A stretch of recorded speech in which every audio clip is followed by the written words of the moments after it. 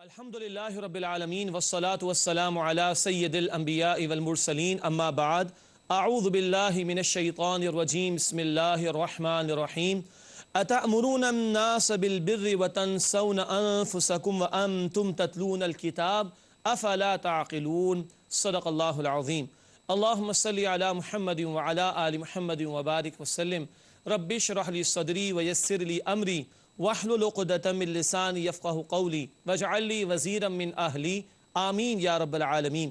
ناظرین کرام السلام علیکم ورحمۃ اللہ وبرکاتہ۔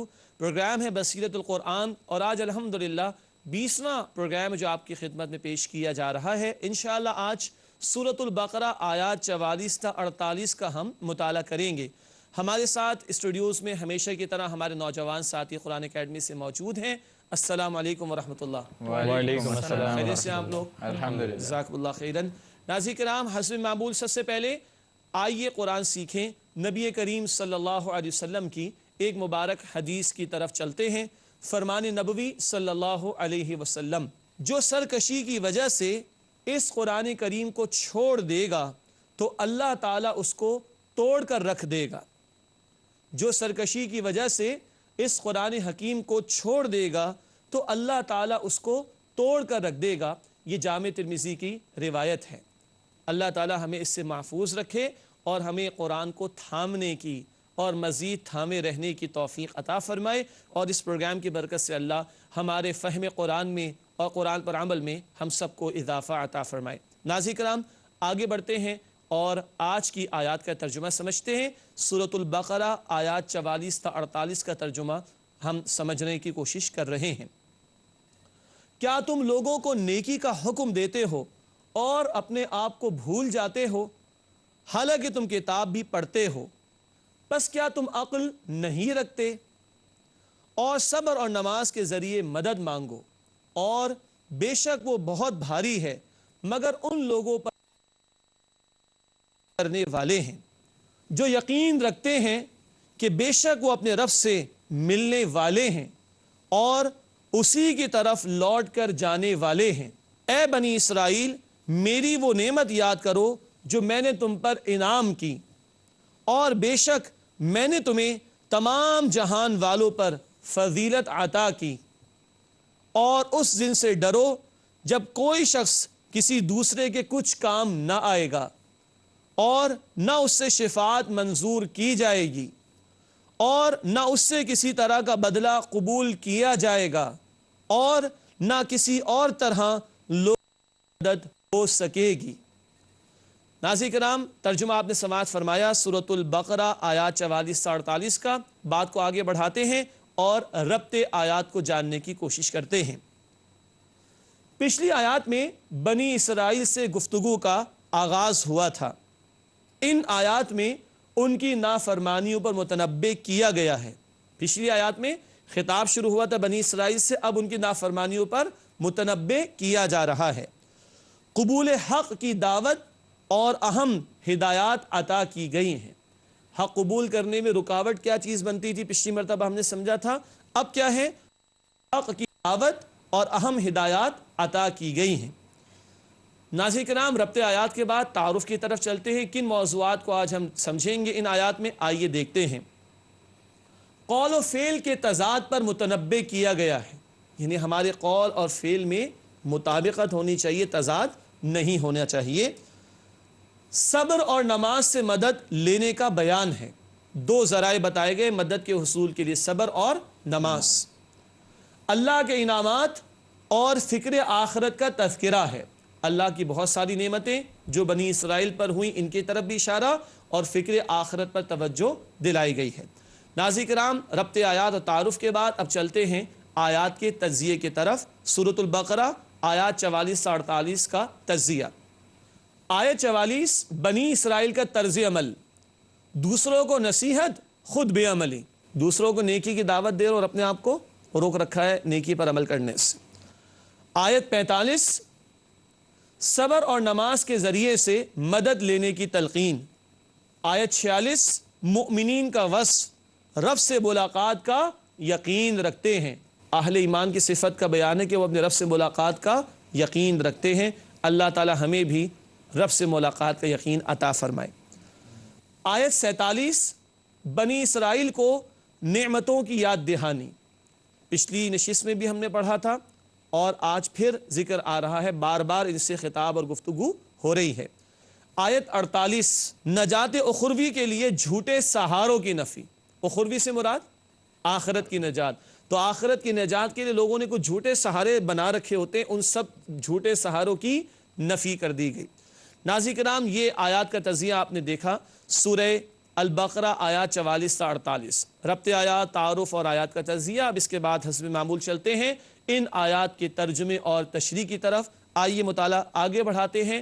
آیت نمبر 44 سے ارشاد ہوا، أَتَأْمُرُونَ النَّاسَ بِالْبِرِّ وَتَنْسَوْنَ أَنفُسَكُمْ وَأَنْتُمْ تَتْلُونَ الْكِتَابَ أَفَلَا تَعْقِلُونَ۔ ترجمہ سماعت فرمائیے گا، کیا تم لوگوں کو نیکی کا حکم دیتے ہو اور اپنے آپ کو بھول جاتے ہو، حالانکہ تم کتاب بھی پڑھتے ہو، پس کیا تم عقل نہیں رکھتے؟ یہ ہے جو ترجمے سے بہت زوردار انداز میں بات آ رہی ہے کہ تمہیں عقل نہیں، یعنی زوردار انداز ہے کلام کا اللہ سبحانہ وتعالیٰ کی طرف سے۔ آئیے تشریح کی طرف چلتے ہیں۔ پہلی بات، یہود کے علماء کے قول و فعل کے تضاد پر نکیر کی گئی ہے۔ نکیر کا مطلب سرزنش کرنا، تنبیہ کرنا، سختی سے نفی کرنا۔ تو یہود کے علماء کے قول و فعل کے تضاد پر نکیر کی گئی ہے۔ کیا کرتے تھے؟ وہ لوگوں کو بڑا خیر کی دعوت دیتے تھے، جو حق بات اسے قبول کرنا چاہیے، خیر کی بات ہونی چاہیے۔ تو ان کو کہا جا رہا ہے سب سے بڑا خیر تو آ گیا قرآن کی صورت میں، اور اس خیر کے لانے والے رسول کریم صلی اللہ تعالی علیہ وسلم ہیں، تو تم اگر لوگوں کو نیکی کی دعوت دے تو خود بھی تو عمل کرو۔ ظاہری بات ہے کہ تم جانتے ہو، یہود کے علماء کو کہا جا رہا ہے تم جانتے ہو نا کہ یہ آخری رسول برحق رسول ہے صلی اللہ علیہ وسلم، تو دوسروں کو نیکی کی دعوت دیتے پھرتے ہو، تمہارے پاس جب نیکی پر عمل کرنے کا موقع ہے اس پر عمل نہیں کر رہے۔ یہ قول و فعل کا کیا ہے؟ تضاد ہے، اس پر نکیر کی جا رہی ہے۔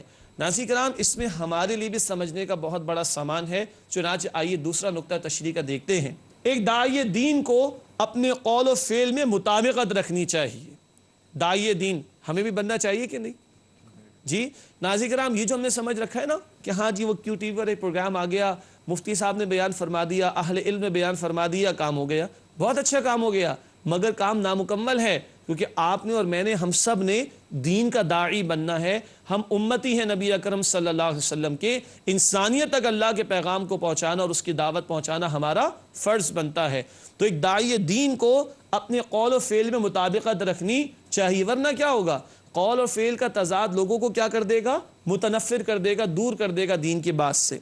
اور یہ ایک ایسی بات ہے کہ جس پر اللہ تعالیٰ شدید ناراض ہوتے ہیں، چنانچہ آگے لکھا ہے قول و فعل کا تضاد اللہ کی شدید ناراضگی کا باعث ہوتا ہے۔ یہ بات اللہ کو بہت زیادہ ناراض کرنے والی ہے۔ چنانچہ سورۃ الصف آیت نمبر 2 اور 3 کا تذکرہ ہے۔ اللہ تعالیٰ فرماتے ہیں یا ایھا الذین آمنوا لم تقولون ما لا تفعلون کبر مقتا عند اللہ ان تقولوا ما لا تفعلون۔ سورہ صف آیت نمبر 2 اور 3، اے ایمان والو کیوں وہ باتیں کہتے ہو جو تم کرتے نہیں؟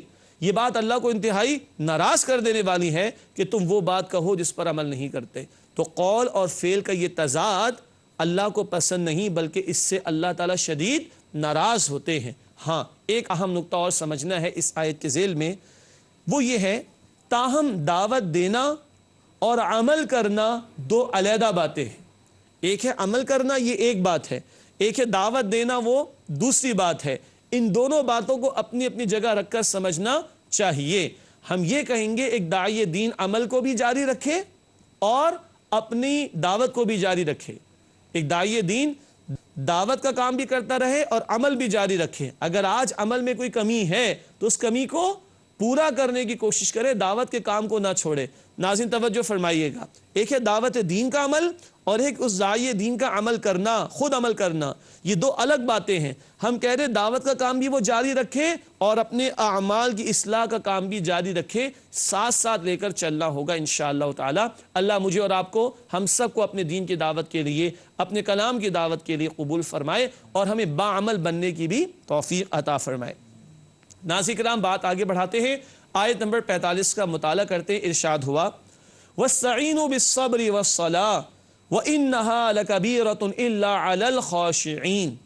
آئیے ترجمہ سمجھتے ہیں.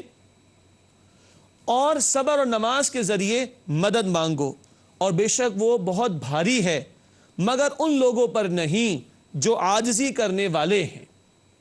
کتنی باتوں سے مدد لینے کو کہا جا رہا ہے؟ 2 باتوں سے، صبر اور نماز کے ذریعے سے. ناظرین نوٹ کر لیجئے گا، ابھی خطاب ہو رہا ہے بنی اسرائیل سے. کس سے؟ بنی اسرائیل سے. ان کو بھی صبر اور نماز سے مدد حاصل کرنے کو کہا گیا. نبی صلی اللہ علیہ وسلم کی امت سے خطاب شروع ہوگا سورۃ البقرہ کی آیت نمبر 153 سے، آیت 153 سے. وہاں بھی کہا گیا، وہ مشہور آیت ہم سب کو یاد ہے، ہم سب کو یاد ہوگی، یا ایھا الذین آمنوا استعینوا بالصبر والصلاۃ، اے ایمان والو صبر اور نماز کے ذریعے مدد حاصل کرو. تو یہاں آیت 45 پڑھ رہے ہیں، بنی اسرائیل کو صبر اور نماز کی تلقین. جب نبی صلی اللہ علیہ وسلم کی امت سے خطاب شروع ہوگا البقرہ 153 میں، تب بھی صبر اور نماز سے مدد حاصل کرنے کی تلقین کی جائے گی. آئیے تشریح کی طرف چلتے ہیں. حب مال اور حب جاہ قبول حق میں رکاوٹ ہے. کتنی رکاوٹوں کا ذکر ہے؟ 2. حب مال تو سمجھ آتا ہے نا. حب جاہ کیا ہے؟ منصب، اقتدار، اختیار، کرسی، میری شہرت ہو، میری ویلیو ہو، مجھے بڑا سمجھا جائے، اس کو کہتے ہیں حب جاہ. تو ایک ہے حب مال اور ایک ہے حب جاہ. یہ دونوں باتیں قبول حق میں کیا بنتی ہیں؟ رکاوٹ بنتی ہیں. آگے ذکر ہے ان بیماریوں کے علاج کے لیے صبر اور نماز کی تلقین ہے. ان بیماریوں کے علاج کے لیے صبر اور نماز کی تلقین کی گئی ہے. اچھا، پچھلی نشست میں بھی یاد ہے نماز اور زکوٰۃ کا ذکر آیا تھا. وہاں گفتگو کیا تھی؟ اللہ کا خوف پیدا کرنے کے لیے نماز اور مال کی محبت نکالنے کے لیے زکوٰۃ. وہ پچھلی نشست میں بات تھی. آج 2 بیماریوں کا مزید ذکر ہے. ایک تو وہی حب مال کی بیماری، دوسری حب جاہ کی بیماری. ان 2 بیماریوں کے علاج کے لیے صبر اور نماز کی تلقین کی گئی ہے. اچھا، صبر کریں گے تو مال کی محبت کم ہوگی. کیا مطلب؟ ناظرین، ایک صبر تو وہ ہے نا کانٹا چبھ گیا تو صبر کیا. ایک صبر کے معنی اپنے آپ کو روکنا، دنیا کی محبت سے اپنے آپ کو روکنا اور آخرت کا اپنے آپ کو طلبگار بنانا. یہ روکیں گے دنیا کی محبت سے تو مال کی محبت دل میں نہیں پیدا ہوگی، بچ سکیں گے. کوشش کرنی ہے شعوری طور پر اپنے آپ کو دنیا کی محبت سے روکنے کی. اور نماز بار بار اس میں ہم پڑھتے ہیں اللہ اکبر اللہ اکبر، تو میں اپنے آپ کو بڑا سمجھنے کی کوشش کروں گا، کوئی بڑائی کا دعویٰ کروں گا معاذ اللہ. تو یہاں حب مال کو کنٹرول کرنے کے لیے صبر، اور صبر کیا؟ دنیا کی محبت سے اپنے آپ کو روکنے کی کوشش کرنا مستقل. اور اللہ کا ذکر ہوگا نماز میں، اللہ کی تکبیر بار بار بیان ہوگی، تو حب جاہ کا بھی علاج ہوتا چلا جائے گا. یہ بتایا گیا ہے کہ یہ بات بھاری نہیں ہے. کن لوگوں پر؟ جو خشوع اختیار کرنے والے ہوں. لکھا ہے کہ خشوع سے مراد قلبی سکون اور انکساری ہے. خشوع سے مراد قلبی سکون اور انکساری ہے. دل میں سکون کا ہونا بہت مشکل ہو گیا نا آج کل، اور باطن کے اندر عاجزی انکساری کا ہونا، یہ اس سے خشوع پیدا ہوگا. خشوع کے ایک اور معنی نوٹ کیجئے گا، جھکنے کے بھی ہیں. خشوع کے ایک معنی جھکاؤ کے بھی ہیں. تو جب اللہ کی عظمت دل میں ہوگی تو بندے کے اندر عاجزی انکساری پیدا ہوگی. چنانچہ آگے ہم نے لکھا ہے کہ خشوع اللہ کی عظمت کے احساس سے پیدا ہوتا ہے. خشوع اللہ کی عظمت کے احساس سے پیدا ہوتا ہے. جتنی اللہ کی بڑائی ہمارے دل میں ہوگی اتنی ہماری ذات کی نفی ہوتی چلی جائے گی، اتنا ہمارے اندر انکساری پیدا ہوتی چلی جائے گی، اتنا حق کو قبول کرنا آسان ہوتا چلا جائے گا، اتنا دنیا کی محبت بھی ہمارے اندر سے کم ہوتی چلی جائے گی. ناظرین کرام، آیت نمبر 44 اور 45 کا مطالعہ مکمل ہوا، مگر ابھی 3 آیات مزید ہم نے سمجھنی ہے. الحمدللہ آج ہم سورۃ البقرہ آیات 44 سے 48 کا مطالعہ کر رہے ہیں. آیت نمبر 44 اور 45 کا مطالعہ مکمل ہوا تھا وقفے سے پہلے. آئیے اپنا مطالعہ آگے بڑھائیں. آیت نمبر 46 سے ارشاد ہوا، الذین یظنون انہم ملاقو ربہم وانہم الیہ راجعون. ترجمہ ہے، جو یقین رکھتے ہیں کہ بے شک وہ اپنے رب سے ملنے والے ہیں اور اسی کی طرف لوٹ کر جانے والے ہیں. رب سے ملاقات کی یقین کا تذکرہ آیا. آئیے تشریح کی طرف چلتے ہیں. اعمال پر سب سے زیادہ عقیدہ آخرت کا اثر ہوتا ہے. ہمارے عمل پر سب سے زیادہ جس عقیدے کا اثر ہوتا ہے وہ آخرت کا عقیدہ ہے. جتنا ہمیں ہماری موت یاد ہوگی اور کل کی پیشی یاد ہوگی اتنا ہمارے اعمال درست ہوتے چلے جائیں گے. ناظرین کرام، ہمارے اس معاشرے میں آج سود بھی ہے، سود خوری بھی ہے، رشوت بھی، زنا بھی، نمازوں کو ضائع کرنا بھی، اور مسلمان یہ کام کرتے ہیں۔ کیا مسلمان کو پتہ نہیں کہ نماز پڑھ دے؟ پتہ ہے اس سے، کیوں نہیں عمل کرتا؟ آخرت پیش نظر نہیں، موت کو بھول گئے، آخرت کا یقین دل سے نکل گیا۔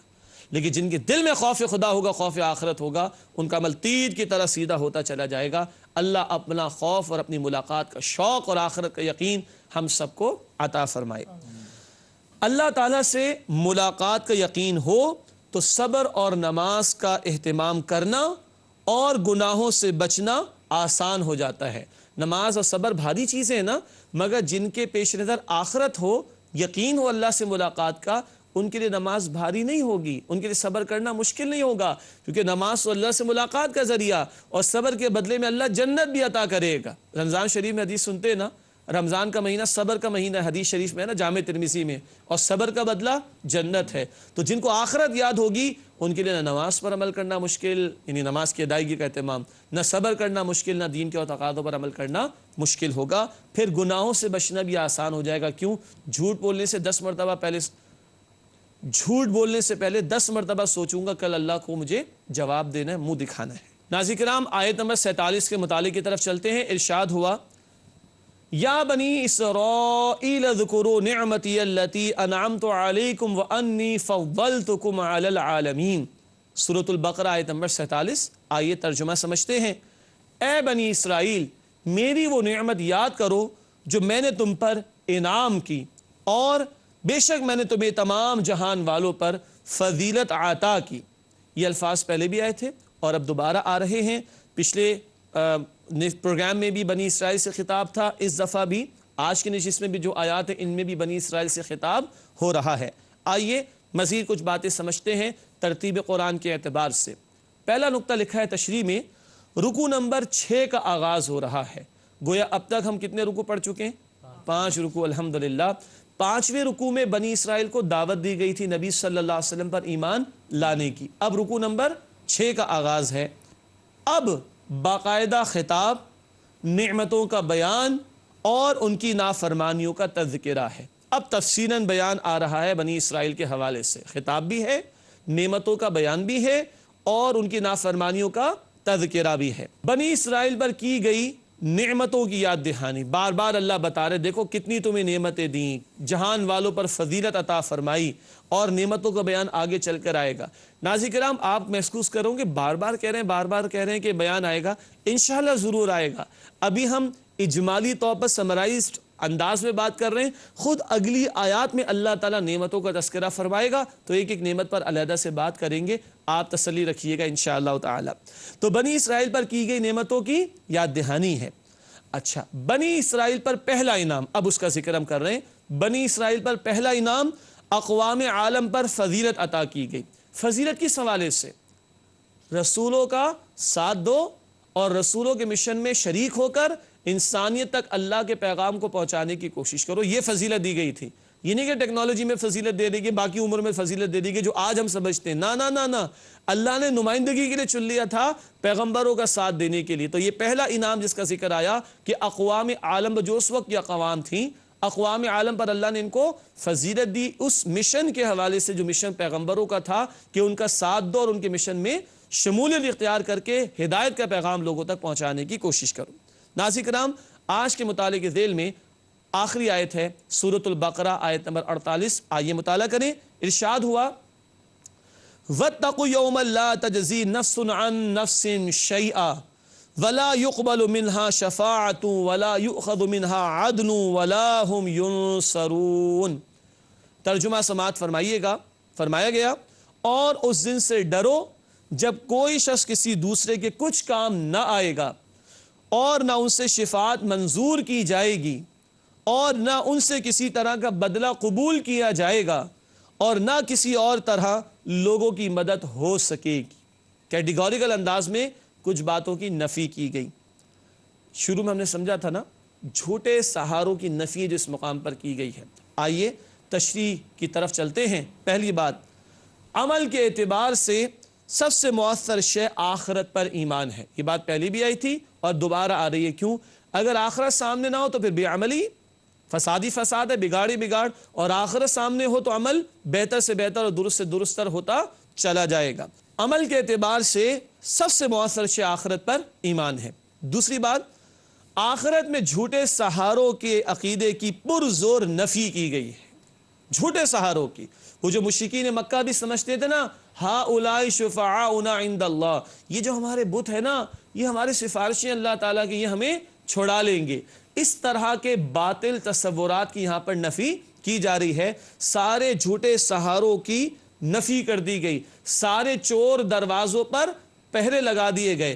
ناظرین، دنیا میں ہوتا ہے، پیسہ کھلا دیا بچ گئے، سورس لگوا دی بچ گئے، کارڈ بھجوا دیا کہ میں فلاں کا جان پہچان والا بچ گئے، نکلوا دیا ملک سے باہر بچ گئے، دنیا میں بچ جائیں گے۔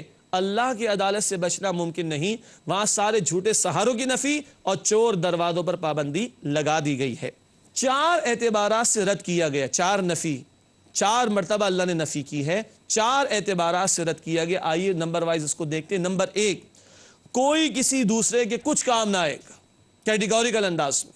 نمبر 2، کسی کی کوئی باطل شفاعت قبول نہ کی جائے گی، اس کو بھی ہم سمجھیں گے انشاءاللہ، کسی کے کوئی باطل شفاعت قبول نہ کی جائے گی۔ تیسری بات، کوئی فدیہ قبول نہ کیا جائے گا کہ پیسے دو اور چھڑا لو، کوئی فدیہ قبول نہ کیا جائے گا۔ چوتھی بات، نہ ہی کوئی مدد کی جائے گی، کہیں سے کوئی سورس لگا لی جائے، ایسا نہیں ہوگا۔ ناظرین کرام، یہ بنی اسرائیل سے خطاب ہو رہا ہے، آیت نمبر 48 ہے، نوٹ کر لیجئے گا۔ آیت نمبر 123 تک پہنچیں گے انشاءاللہ، ان سے مسلسل خطاب ہے وہاں تک، بنی اسرائیل سے۔ آیت نمبر 123 تک پہنچیں گے، پھر ان 4 باتوں کا ذکر آئے گا۔ یہ اتنا اہم معاملہ کہ یہ لوگ جو دنیا پرست ہو گئے اور جھوٹے سہارے بنائے بیٹھے ہیں، ان کی نفی یہاں آیت 48 میں بھی کی جا رہی ہے اور آیت 123 میں بھی کی جائے گی۔ وہاں تک یہ خطاب بنی اسرائیل کے حوالے سے جاری رہے گا، تفسیر آتی رہے گی انشاءاللہ تعالی۔ تو ناظرین کرام، ان جھوٹے سہاروں کی نفی کر دی گئی۔ ہاں، بات ایک سمجھ لینا بہت ضروری ہے، جھوٹی سفارش کی نفی ہے، جھوٹی شفاعت کی نفی ہے، جو کہ کافروں نے اور مشرکوں نے اختیار کر رکھی ہو یا نادان قسم کے لوگوں نے اختیار کر رکھی ہو۔ ہم شفاعت حق کے قائل ہیں۔ آیت الکرسی میں پڑھتے ہیں نا، من ذا الذی یشفع عندہ الا باذنہ، آیت الکرسی البقرہ کی آیت 255 ہے، 255۔ کون ہے جو اللہ کے حضور شفاعت کرے مگر اللہ کے حکم سے؟ تو شفاعت ہوگی اللہ کے حکم سے ہوگی۔ سورہ طٰہٰ میں آتا ہے، جس کے لیے اللہ پسند فرمائے گا اس کے لیے ہوگی۔ اللہ انبیاء کو، رسول کو بھی شفاعت کا حق عطا فرمائے گا، صالحین کو بھی عطا فرمائے گا، اور سب سے بڑھ کر کس کو عطا فرمائے گا؟ رسول اکرم صلی اللہ تعالی علیہ وسلم کو۔ اللہ تعالی ہمیں ان کی شفاعت کا مستحق بننے کی توفیق عطا فرمائے۔ محنت کرنا ہوگی انشاءاللہ اس کے لیے، لیکن جھوٹی سفارشیں وہ نہیں چلیں گی جیسے دنیا میں ہوتا ہے، جھوٹی شفاعت نہیں چلے گی، شفاعت حق بالکل ہوگی، اللہ کے حکم سے ہوگی، صلحاء کریں گے، صالحین کریں گے، انبیاء اور رسول کریں گے، اور سب سے بڑھ کر رسالت میں آپ صلی اللہ علیہ وسلم فرمائیں گے۔ اللہ تعالی ہمیں ان کی شفاعت کا مستحق بننے کی توفیق عطا فرمائے۔ ناظرین کرام، الحمدللہ آیات 44 تا 48 کا مطالعہ مکمل ہوا۔ چلتے ہیں اگلے مختصر سے سیگمنٹ کی طرف، قرآنی معلومات۔ آج جو گفتگو ہم کر رہے ہیں وہ بہت قیمتی ہے، نوٹ کیجئے گا۔ قرآن کریم کی ترتیب 2 اعتبار سے ہے۔ قرآن کریم کی ترتیب 2 اعتبار سے ہے۔ نمبر 1، ترتیب نزولی، ترتیب نزولی، اور نمبر 2، ترتیب تلاوت۔ ناظرین کرام، امید ہے آپ نوٹ کر رہے ہوں گے، قرآن کریم کی ترتیب 2 اعتبار سے ہے۔ نمبر 1 ترتیب نزولی، نزول کے اعتبار سے، اور ایک ہے ترتیب تلاوت۔ ایک ایک مثال لے لیں۔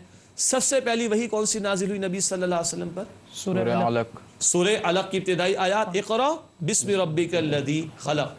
آج وہ سورت قرآن میں کہاں ہے؟ بالکل آخری پارے میں، اور اس کا نمبر ہے 96۔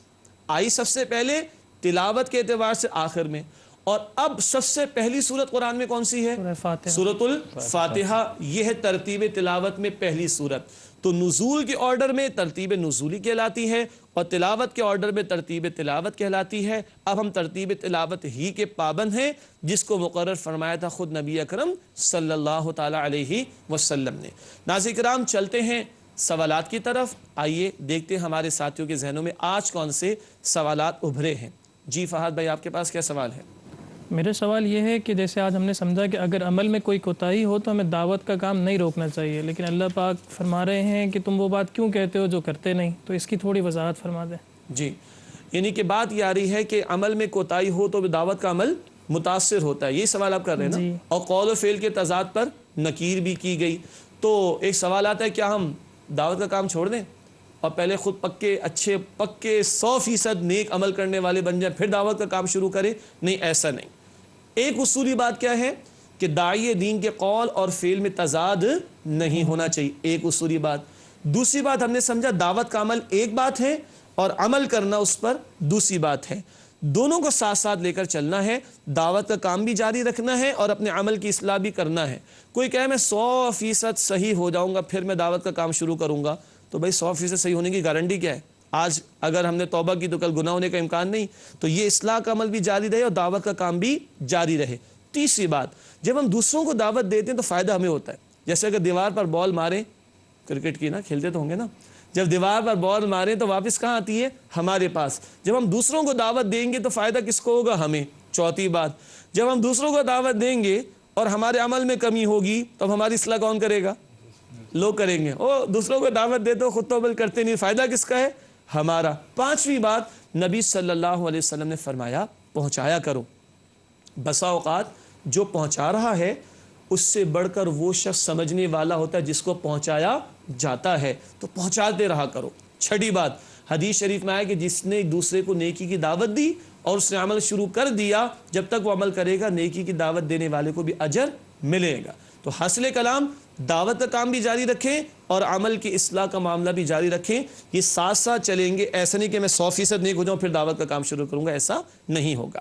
جی عابد، آپ کے پاس کیا سوال ہے؟ جی، میرا سوال یہ ہے کہ آج جیسے ذکر ہے صبر اور نماز کے ذریعے سے مدد حاصل کی جائے، مگر یہ مدد وہی حاصل کر سکتے ہیں جو عاجزی اختیار کرنے والے ہیں، تو عاجزی اختیار کرنے کے لیے ہمیں کیا کرنا چاہیے؟ ماشاءاللہ، بڑا باریک سوال ہے کہ صبر اور نماز سے مدد حاصل کرنی چاہیے، مگر یہ بھاری ہے سب پر، کن پر بھاری نہیں؟ جو عاجزی اختیار کرنے والے۔ اب سوال یہ ہے کہ عاجزی پیدا کیسے کریں؟ پہلی بات تو یہ ہے کہ اگر ہم نماز میں توجہ رکھیں نا، تو نماز میں پہلے قیام ہوتا ہے، پھر رکوع، پھر سجدہ، یہ جھک جانے کی انتہائی کیفیت ہے، اس کو پورے شعور کے ساتھ ادا کریں، نمبر ایک۔ نمبر دو، جب ہم نماز میں اللہ اکبر بار بار ادا کرتے ہیں تو اللہ کی بڑائی ہمارے دلوں میں جتنی زیادہ بڑھے گی اتنا ہمارا عاجزی کا معاملہ بڑھتا چلا جائے گا۔